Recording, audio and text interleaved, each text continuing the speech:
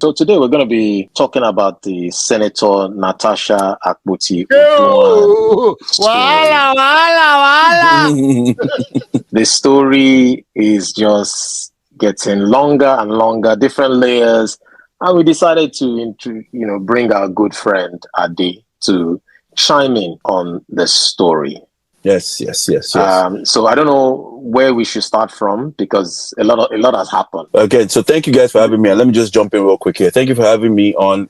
I listened to the last episode where both of you had the conversation around the Natasha situation. And I thought let me have this opportunity to bring my own 2 cents into it and probably, dissect it in a little bit, in a different, sort of like a different direction. Like you mentioned to, I think it was Laomi that alluded to it the last meeting or last conversation.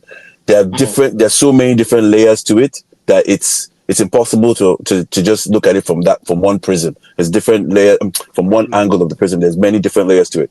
So what I'd like to start with is just, my initial reaction to the initial situation in and of itself.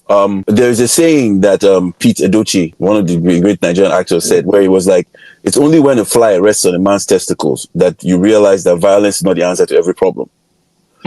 So I think, in my opinion, it's very, very apt in this situation. What was initially a storm in a teacup has exploded beyond all measure, and it's violence. It's taking a sledgehammer to an issue and just bashing the hell out of it, and now it's blown out of proportion. Senator Akpoti was wrong in her reaction, but Senator Godswill Akpabio was wrong in the implementation of it. What he should have done, and I agree with Senator Ogunlewe on his Arise interview